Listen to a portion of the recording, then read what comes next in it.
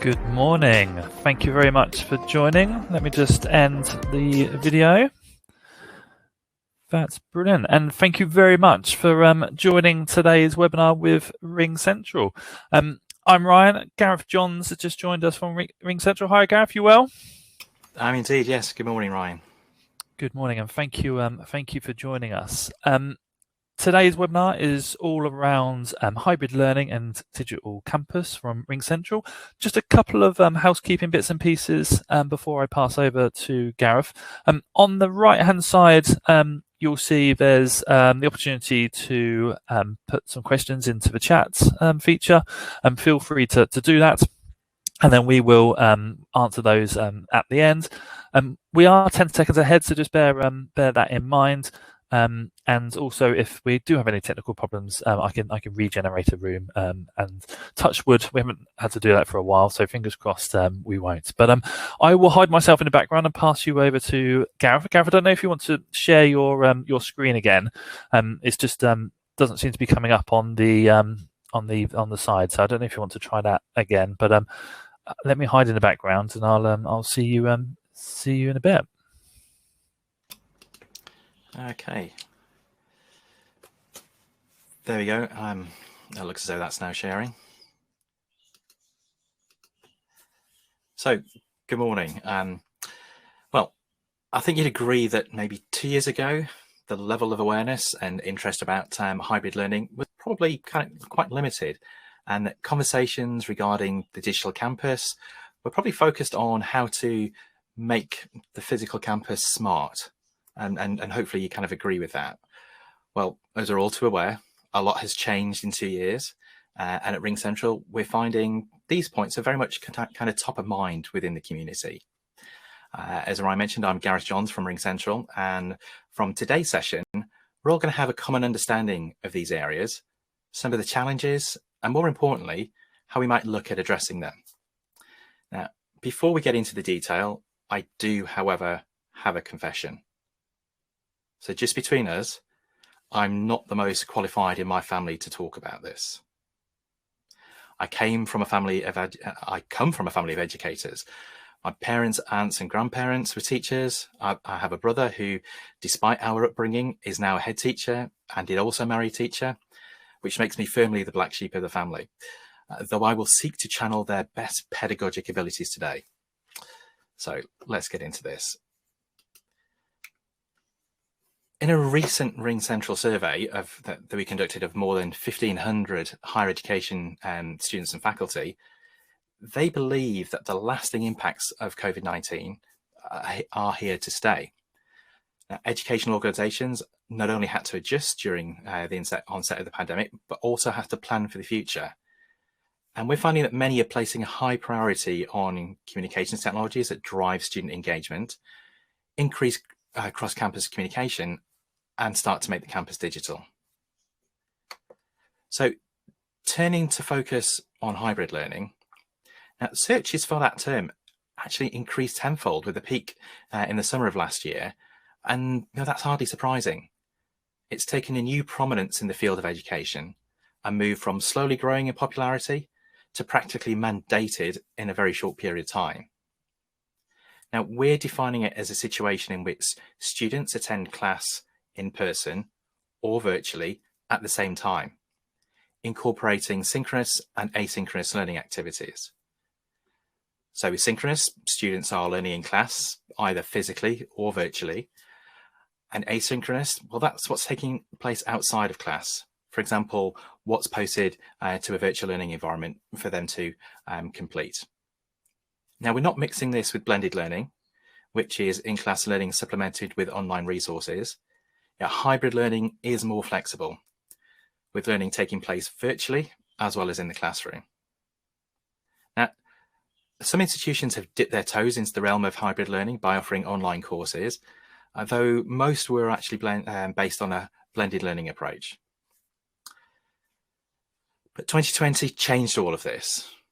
Education institutions had to close their doors and then quickly switch to a virtual learning model, which, driven by government guidelines and safety considerations, has become the way to allow students to continue to learn safely. though it's not been without challenges, which have been widely reported upon during the last 15 or so months, and have continued just this week, with some universities stating that they'll be continuing a hybrid learning approach, into the autumn term, which has unsurprisingly garnered a lot of reaction and disappointment across both academics and students alike. Now, unsurprisingly, hybrid learning is not a one-size-fits-all, and the right method and model will be based on individual class needs. So we're going to walk through the 5 common learning models as we see them and has been defined. So the first, the differentiated model. This is where we have students in class and remote, and they are engaged synchronously on the same lesson, and there is frequent and common interaction across the groups. The remote participants, the remote students, they use a virtual learning platform. They're joining in discussions through voice, video chat, and small groups can happen through breakout room functionality. They're watching the same video or the same lesson, and they can interact with other remote students, and they become, sorry, I beg your pardon, and the in-class students, they are actually watching the same video and lesson as the remote. They can get to interact with remote students, and when it's time for group working, they're doing it in small groups around tables and desks. When we start to look at the multi-track model, at the start, this is where students are divided into cohorts, and they work on the same lessons, but they're kind of rarely interacting.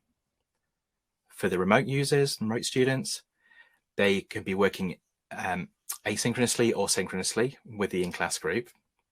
And as far as the in-class group are concerned, for them, it's very much a typical face-to-face learning environment, though certain activities may become small groups to then allow the lecturer, the student, the instructor, and so on to actually work with the remote participants over video.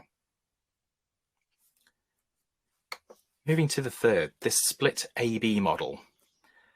And this is where we see students alternating between being remote versus being in class.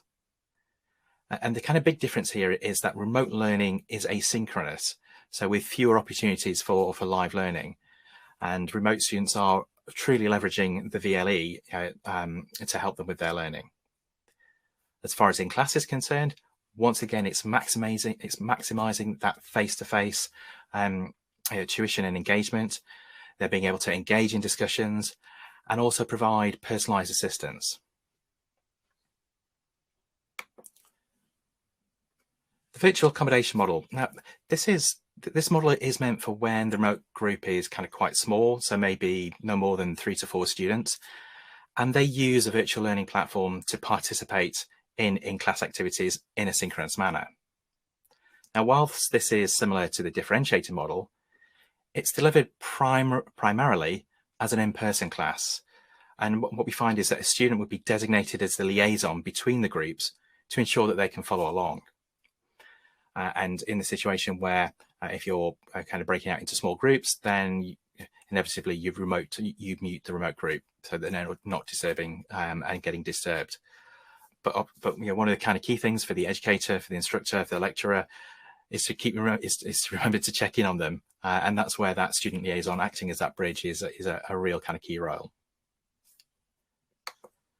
And then the final model is this independent project model. And this is a scenario with a small number of remote students again, and one where the lesson doesn't require them to participate in any in-class learning. So students are working independently on a project, or maybe they're looking at an adaptive learning module, which is solely focused and is a fully personalized process for them. And likewise, in class, there's no interaction with remote students because in class are focused on their own work as well. So having looked at models of hybrid learning, inevitably there are challenges of hybrid learning.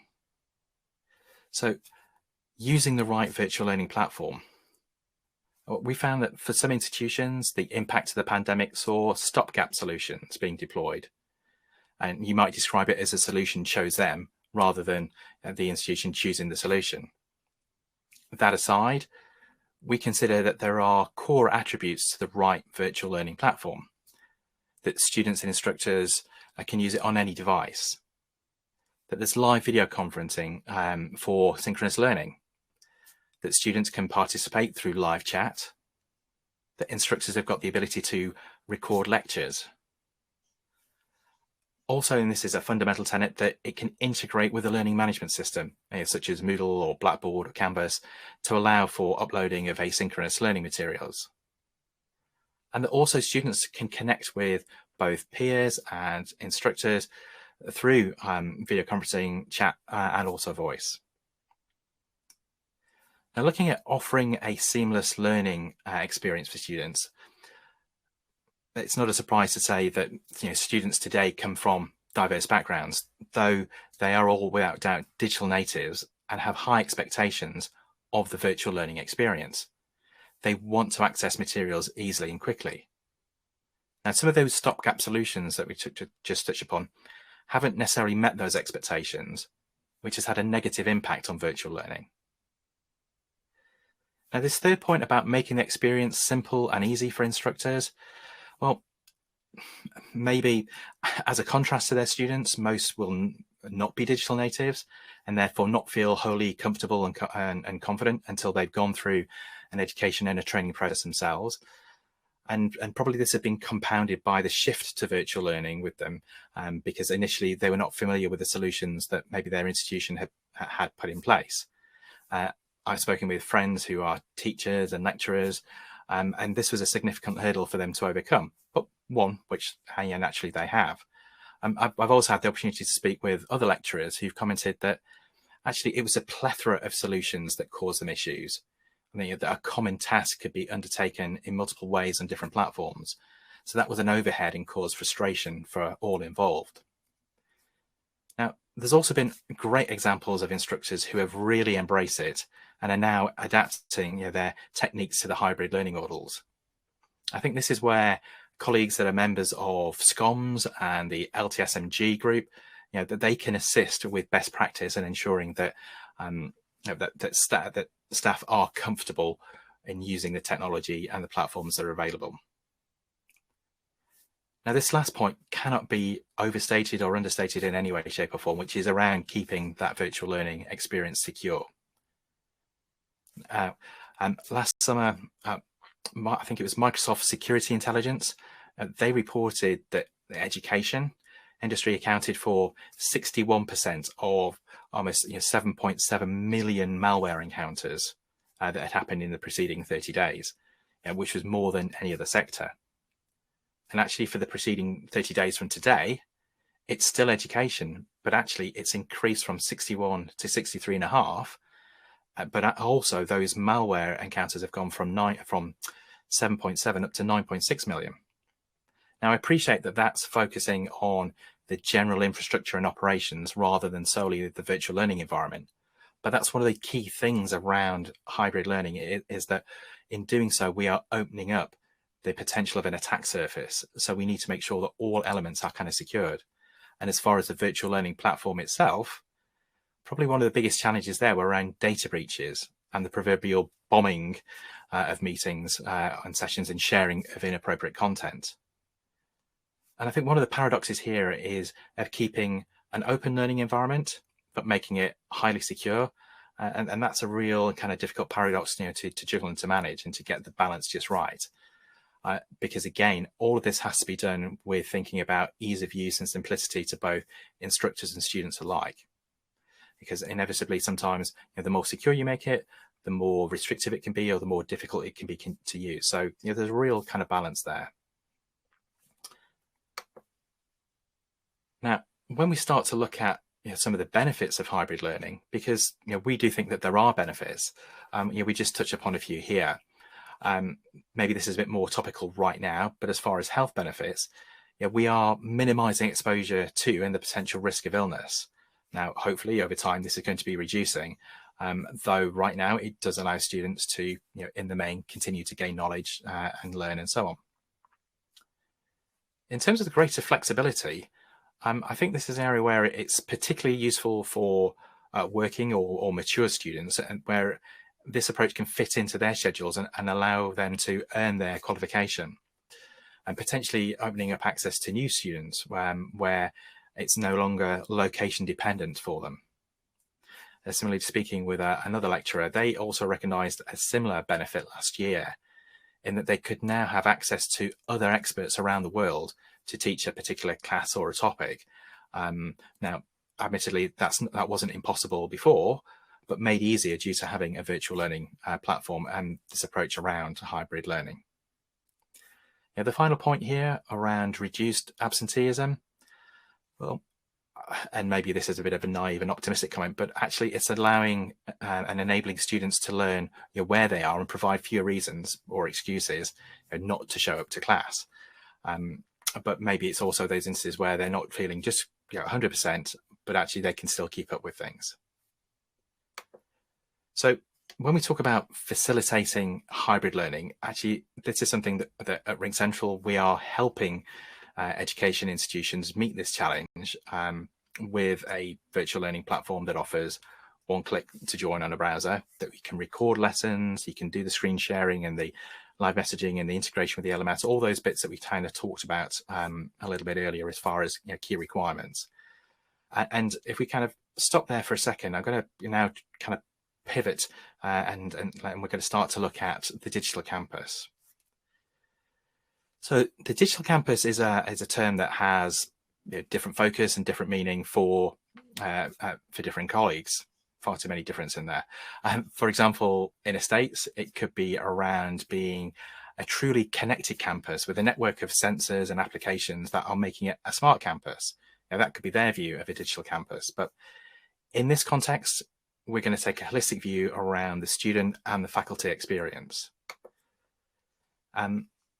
Now, within higher education, a survey that was undertaken last year found that leaders are looking to provide teachers with easy tools that they need to teach in person or online or in a hybrid approach, as we've just covered. With many students home or remote, the cost of a traditional education is in question. What am I paying the £9,000 tuition for?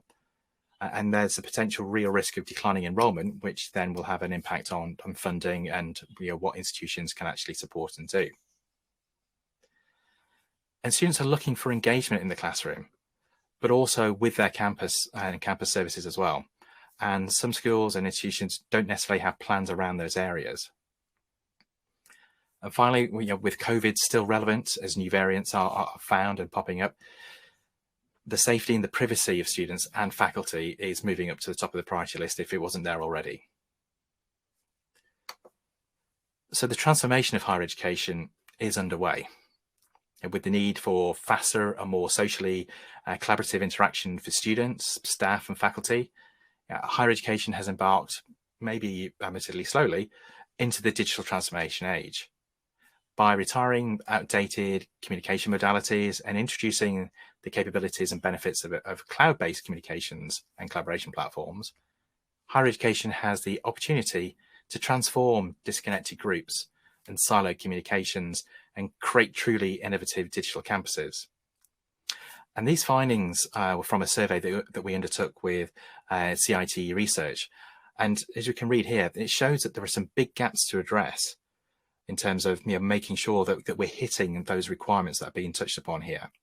And probably one of the most telling ones is that only 14% of universities felt that they had made improvements that would impact digital transformation. So absolutely kind of a lot of work still to do there. Now, we think that modern cloud-based communications technologies can seamlessly incorporate robust communication capabilities into core processes. The ability to connect over these integrated and always available channels from any device helps to put the student first. And this is how we at RingCentral combine unified communications, UC, and contact center solutions, CC, to connect campus communities digitally. So with students at the core, we're aiming to reduce this potential complexity that they may be faced with. Multiple touch points, limited integration and information sharing that could cause frustration on both sides as students are unable to get the outcome that they want, and the institution may not be able to provide resolution at first contact. From from engaging with welfare through student services through to just general IT support, all those kind of different touch points that exist. So one of the things that we're seeking to do is to connect your entire institution reliably and easily. And this is where we consider that RingCentral empowers you to create an optimal experience across voice and video and live chat and social channels for all your stakeholders at any location using any device. So faculty can easily collaborate with each other, even from remote campus locations or from home. And having this centralized platform also breaks down silos across administrative teams, enabling them to share data and connect quickly with the right person when seeking answers.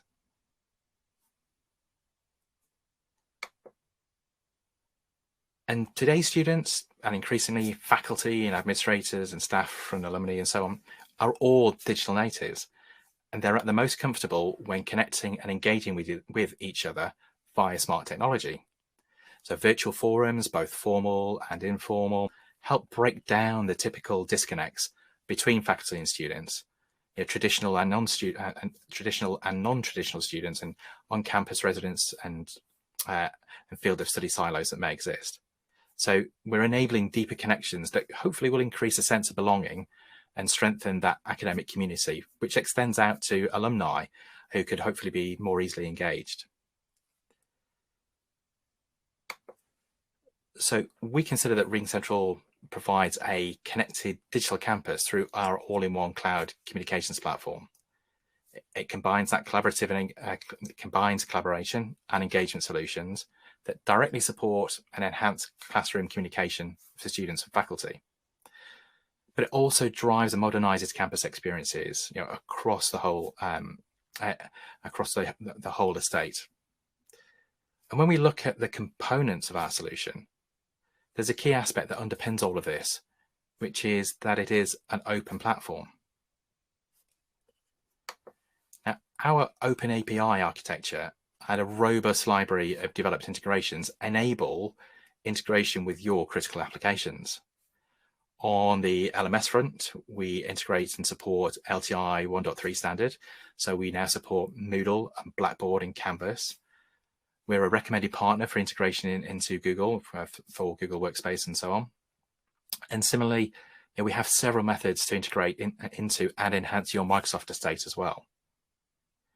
Now, in addition to these existing developed integrations, kind of a no-code approach, we also have low-code and full-code options to enable integration into other applications.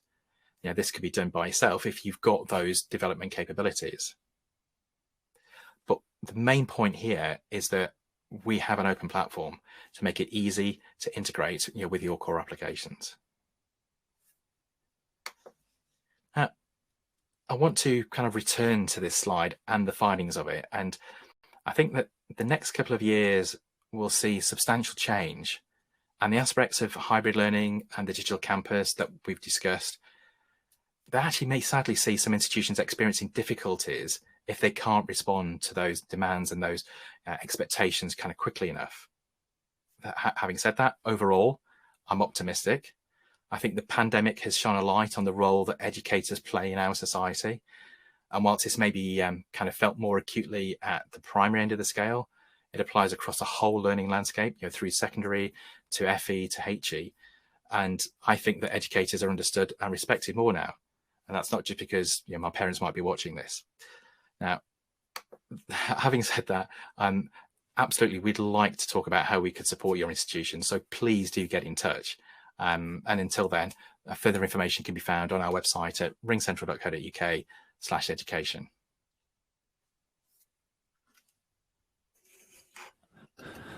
That was wonderful. Thank you very much, Gareth. That was fab. We've got the question in the chat. I don't know if you can see that question there from Ben. He's just asking, where do you see the biggest area for technology enhance the community experience of hybrid learning / virtual campus? Well, that's a really good question. I think, and again, I'll come at this with a bit of a biased RingCentral lens on, but the ability to have a single platform where you can bring in different modalities of communication, be it a video chat, be it text messaging. I think that those help to create that kind of community, because it's something which is happening maybe before you get to class. It's something that is being used whilst you're in class, and then also post class as well. So it's not just a communication at that point in time, it's ongoing, and that will really kind of help to maintain that community aspect. That's brilliant. Just to say that if there's any more questions, we're happy to stay around, but we will play the end slide now, and let everyone get on with the rest of their day. A huge thank you, Gareth, for doing that. That was great. And please do, if you have got any questions, if you want to contact us separately, I'm happy to forward on any questions to Gareth. Feel free to drop me an email. It's ryan.dutton@academia.co.uk, or you can send an email to info@academia.co.uk. But again, huge thank you, Gareth, for today. If we play the outro, and we'll stick around in the background, and feel free, if there's any other questions, we can pick those up. But really appreciate your time, Gareth. Thank you very much. You're welcome. Thank you, Ryan.